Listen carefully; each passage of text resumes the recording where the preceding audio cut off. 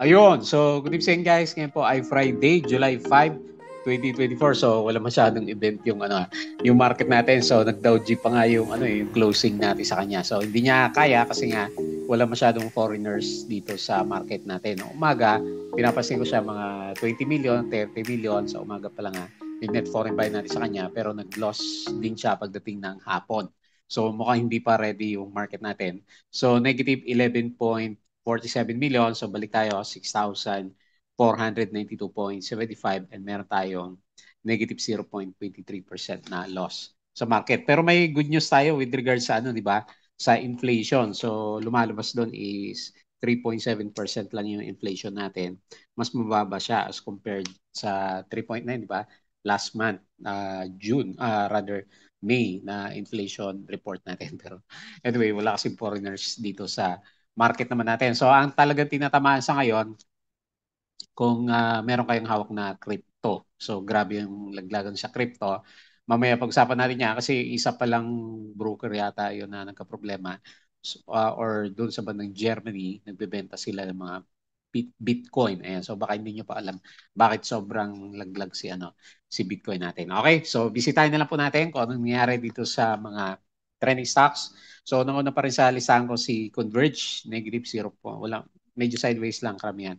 Negative 0.18% and meron siyang 554.77K. Net foreign buy, pangalawa pa rin si GGS. So nag-okay pa rin. Negative 1.77%. Bargain na bargain si GGS natin. Minus 31.60 million. Net foreign sale naman ngayon. Tapos, okay, ba't ba pinag-usapan si SEC? Okay, up siya. 0.15% and meron siyang 5.92 million net foreign buy. Tapos si Costco, hindi na nakabawi to, no? After mamigay ng 4% na dividends. So, negative 0.87% and meron siyang 322.5K net foreign buy. Siguro pinag-usapan din kasi ongoing din pala yung share buyback. Hindi ko nabuksan kanina. Pero meron siyang share buyback si Costco. Tapos si LPG, ano ba to, nag-number one dito sa bago ko magkaroon ng review, nag-number one siya dito sa market, dito sa trending stocks, negative 1.06%. Meron naman siyang 2.27 million net foreign buy. So parang tinitingnan daw yata yung utang niya kasi umabot siya ng liabilities yata 1 trillion ba yung nakalagay sa kanya. Ayan, so yun ba yung dahilan bakit biglang ang laki ng volume nitong si na lumalabas kay from the past few days si LPG. Tapos si Plus, ayan, so sino ba isa? Si Meg at saka si Dito. Hindi naman masyadong gumalaw. So si Plus nag-inverted daw G din yung kanila. Akala ko tutuloy na yung breakout nito kanina. Si green naman siya nag-close pero parang daw G din siya, 0.56%. And meron tayong 3.79 million net foreign sell dito sa market naman natin. Okay? So disclaimer pa rin guys sa mga bago dito sa channel natin. As usual, pakibasa na lang po yung ating review. It's for education purposes lang po ito ha. So wag mong gagamitin to as a reason para mag-buy, sell, or hold ng stocks. Meron po kasing risk na involved sa market. Due diligence na lang po kung ano stocks yung gusto mong bilhin. And follow po ako lagi dito sa ating Palawi Trader na YouTube channel. Subscribe ka lang po para updated ka sa trending stocks or kung gusto mo join ka dito sa trading group naman natin. So yung mga nakasubscribe, maraming salamat po. Check na lang po yung ating usual na uploaded video sa trending stocks company reviews. So si XG, baka nakalimutan nyo, murang-mura yung or rather, magaan-magaan siya. So ongoing yung IPO niya, di ba? So check mo na lang. Tapos profit or loss sa market, mga sample trades, indicator. So weekends na naman, aral ulit tayo sa market. So yung Bitcoin, bago naman siya nag-breakdown ng 55K ngayon, di ba? 60K. Ilang araw din siya doon sa support. Pero anyway, nag-giveaway. Building yung fundamentals, yung mga risk management, meron siya kasing may reason talaga. Kasi magkakaroon ng, although malit lang naman na Bitcoin, pero million-million yun 60 million, 70 million USD yung mga binibenta nila. So PSE Stock Market Studies. So sa crypto, follow na lang po ako sa mga play to earn games natin. Ito yung syempre, yung mga hindi nakasabay last time sa rally ni crypto, ito na naman yung opportunity nila. Okay, so mukhang wala tayo ilalagay dyan kasi bakit yung market niya. Sa social media, follow mo lang po ako dito sa ating Facebook account or dito sa ating pinaka-Facebook page. Check mo na lang po yan. So sa news articles natin, Bodegi Peak dito sa US and crypto.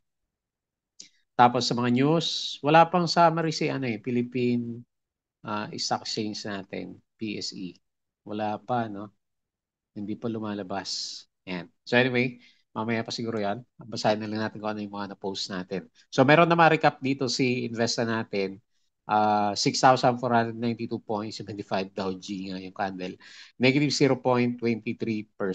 Ayan. Pero hindi naman ganun kalaki yung lumabas, di ba? Kahapon is, ilan ba kahapon? 304, 400 million yung pumasok sa atin na foreigners dito sa market. So okay na yan. And may ongoing yata na gera. May gera ba ulit sa Israel? Parang may nabasa na naman ako kanina. Philippine inflation. So eto, good news dapat to eh. Kasi from 3.9% naging slow tayo sa 3.7%. Kaya nga in-expect nila for the year 2024 kahit isang beses na interest rate cuts. So June headline inflation was 3.7%. So within sa target na 3.4 to 4.2%. Ayan. Costco, ito na ba yung catalyst? Announced on Thursday the planned acquisition. Ayan. So ito pala yun. Bukod sa dividends. Acquisition of Matuno River Development Corporation, expanding its presence in renewable energy sector naman siya. Okay. Breaking news. So ito yun 54K pala pinakamababa kanina. Laki. Ayan, opportunity sa sa bounce pagkatapos na yung negative sentiment. Mega wide ice bids for two major bridge project. Cebu plans on acquiring loans and seal leaseback for each fleet purchase. ASEAN secures 150 million USD. 5-year syndicated green term loan from international banks. So Bitcoin natin, ano siya sabi niya, fell as much as 4.3% Thursday trading at 57 amid political uncertainty in the US and potential token sales by the German government. Hindi lang siya potential, ongoing na talaga yan. So, mababasa niyo yan sa mga news ng cryptos po natin. Kaya nagde-drop po si Bitcoin. BPI prepares 5 billion bond float. Ali, stock exited oversold levels. Puro share buyback to si Ali natin. Costco scales up RA Venture. Major energy players interested in Meralco. 600 megawatt supply contract. And banking sectors up siya ng 3.57%. Ayan, 3.7. Dami natin post pala dyan. Non-stop share buyback from Ali. So, dami ulit na binili niya. Gano'ng kalalaki ba to? So, ayan, malaki din million shares din yung binibili ni Ali. Ayan, so good para sa stock natin. So, Bitcoin pa rin, drop. Costco sees the risk of 3 Fed rate cuts in 2024. So, just in ING. Pero wala pa naman sabi yung Federal Reserve natin. Okay? So, kagabi is holiday sa US market natin. Pero okay yung okay naman yung galaw ng ng Asia, di ba? Sa European markets natin. Kaya nag-expect din tayo ng maganda. Maganda naman tayo ng umaga kaso medyo pullback na siya pagdating ng hapon. Okay, so guys, apat alas na ulit. Yung mga gusto pong sumali sa trading group, ayan, habang pabalik yung market natin, so pwede kang sumali dito sa Patreon. Abangan natin yung mga stocks na pumipitik. So, nandito yung mga listahan natin. Pwede mong i-double check yung ating Patreon channel naman. Okay po. So, yan yun. Tapos, naku, Dow G. Ba't biglang Dow G yung yung kandila natin, Dow G siya. Malit lang, pero okay. Siguro hindi pa nga, hirap pa nga siya kasi wala pa nga, hindi pa masyadong sinusundutan ng additional na net foreign buy. So anyway, hindi naman tayo masyadong nag-expect pa sa market kasi nga marami pa rin naman yung lugmok na big caps natin. So hirap yung yung market na. Yung mga umakyat kahapon sina ICT, nag-pullback din siya eh. So meron siyang bad sign. Baka may retest pa tayo dito sa 6.4 for next week. Pero okay. Sige, okay pa rin naman kasi indicator-wise, above naman yung RSI natin ng RSI 50. Tapos yung MACD formation naman natin is bullish naman siya. So may konting pullback si PSC natin, most likely na. Kasi yung kabila natin is bearish po siya. So, tignan natin yung mga winners for today. Jollibee, ayan o, pakyat. 1.12%, BPI 0.59, Ali, lit 0.17, SM 1.13, 0.34 si JT Cap, and Monde 0.2%. So, tipid na tipid yung galaw. Pati si SEC na nag-trending, 0.15% lang naman siya. So, sa losers, sa big caps, Metrobank, minus 0.91%. AC, maliliit lang, negative 0.44. LTG, on lalaki ng volume niya. Negative 1.06. And then ICT, minus 2.44. GGS, minus 1.72. PLDT, minus 0.61. Meralco, minus 0.53%. Okay? So, dito naman tayo sa mga winners for today. Meron ba? IMI.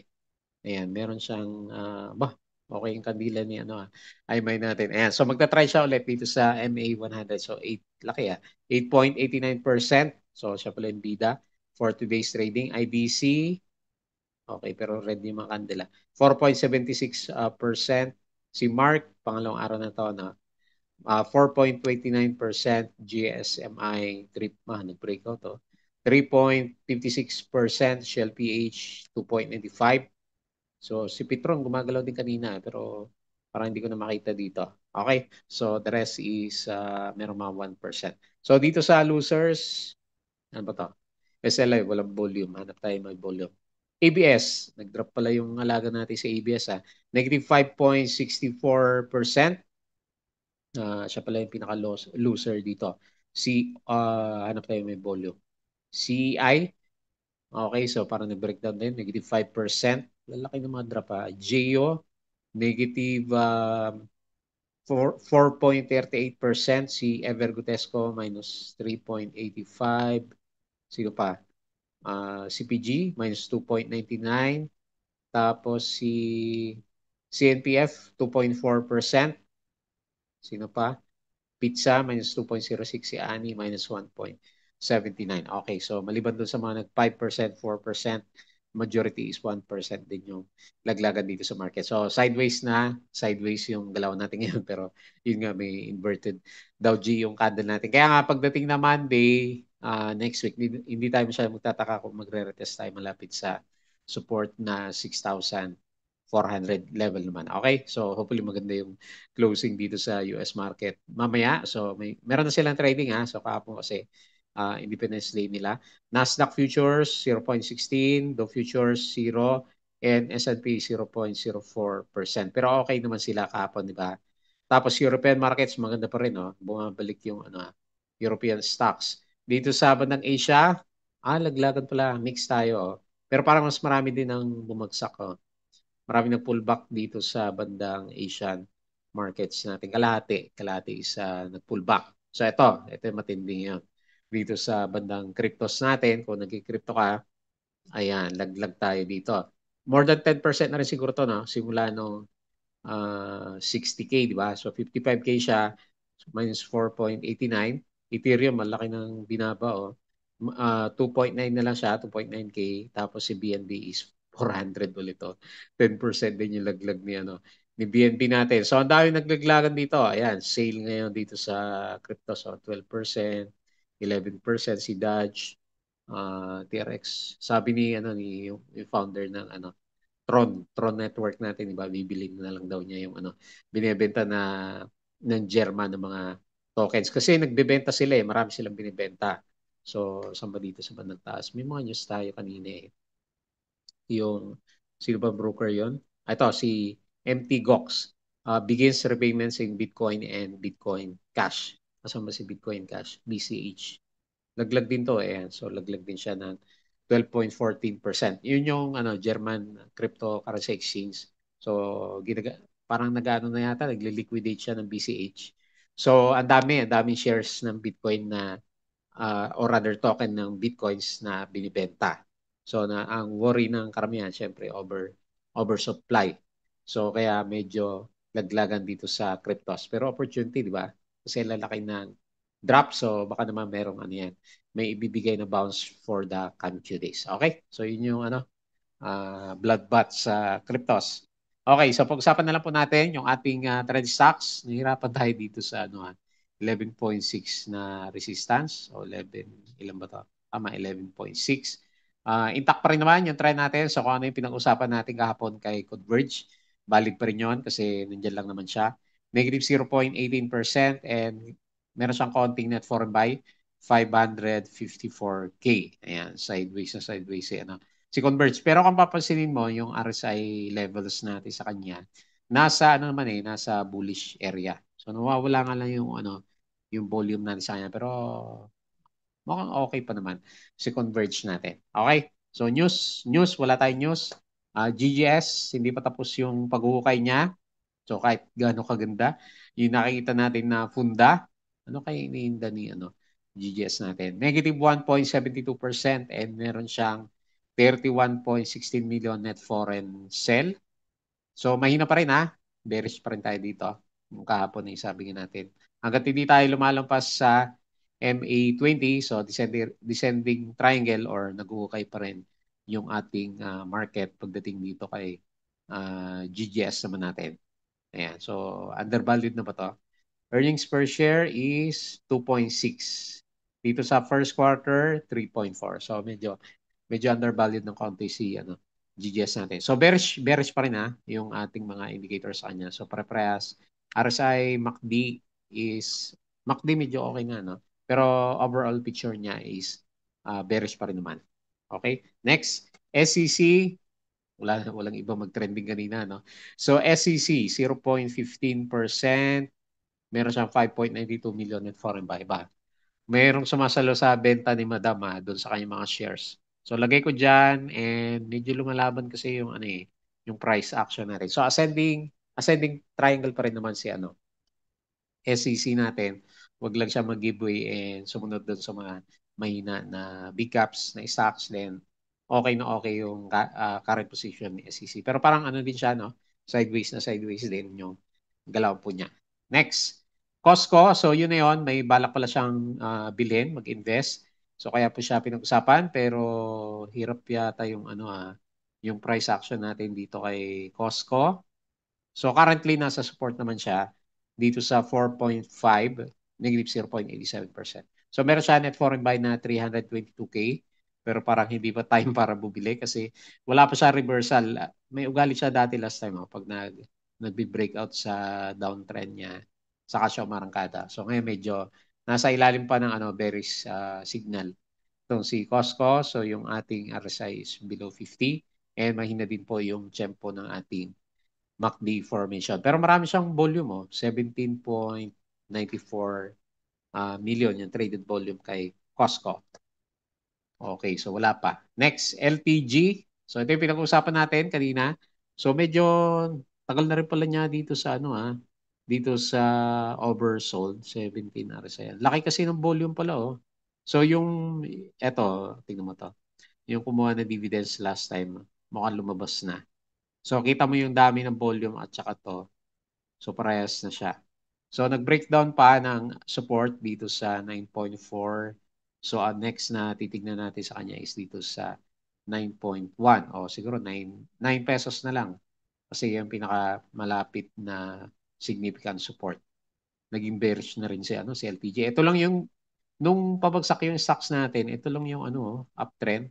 Tapos in just a week binawi na rin niya yung uptrend niya. So negative 1.06%, 2.27 million net foreign buy. Pero malapit na rin siguro sa technical bounce kasi oversold na masyado yung price action. Hindi ko pa naaral yung yung utang na sinasabi niya. Pero ang earnings per share niya 2 point ilan to? 2.35. So baba din. Grabe yung mga earnings per share ng mga company natin. Tapos lastly si Plus, okay ka. Kala ko tutuloy na yung breakout nito kanina kasi nag 2% to kanina umaga, di ba? Nag-close siya 0.56% and meron siya 3.79 million net foreign sell. So may sell siya ng konti. Pero nagtatry pa rin naman si Plus na magkaroon ng breakout. So tingin mo, tutuloy ba to? So parang tutuloy naman siya. So yun nga lang yung volume na to. Alam ko last time 50-40 million yung lumabas. may pumasok ulit dito na 30 million, pwede, no? Kung babalik yung 20 million na nawala sa kanya, so pwede nating pag-usapan ulit yan. Medyo bearish or nag-i-start na mag-bullish yung MACD formation. Tapos bullish pa rin naman yung RSI kasi above 50 tayo ng matagal sa kanya. So matter of market sentiment na lang siguro bago mag-breakout si plus naman natin. So 0.56%. Hindi naman natuloy yung yung breakdown nyo dito. So strong pa rin yung chart nitong si plus natin. Okay, so very quick lang yung review natin for today's trading kasi nga medyo pangit yung or rather sideways lang. Wala masyadong galawan dito sa market natin. Kita nyo naman, kahit yung mga trending stocks natin, wala din masyadong galawan. Maliban lang dito kay IMI na nagkaroon ng 8% for today's trading. So next week na lang natin siguro mararamdaman yung good news na 3.7% na lang ang inflation po sa Pilipinas. So grabe yung yung mga bangko sentral natin, no. So bumaba na yung yung interest rates pero ayaw pa rin or rather inflation, ayaw pa rin bawasan yung interest rates. Kasi ang laki niyan eh. So yan yung nagko-cause ng inflation sa Pilipinas, di ba? So anyway, tingnan na lang po natin next week. So as usual, bago tayo close, please don't forget to subscribe dito sa channel natin. Join ka lang sa group and Crypto to. Follow mo na lang po Facebook account, Facebook page, Bodega Peak, Twitter, and Patreon na yung mga gusto po ng guide. So tama-tama, kaumpisa nga lang ng month natin. So pwede mong itry yung ating Patreon channel naman. Okay, so yun lang. Maraming salamat. Happy long weekends po.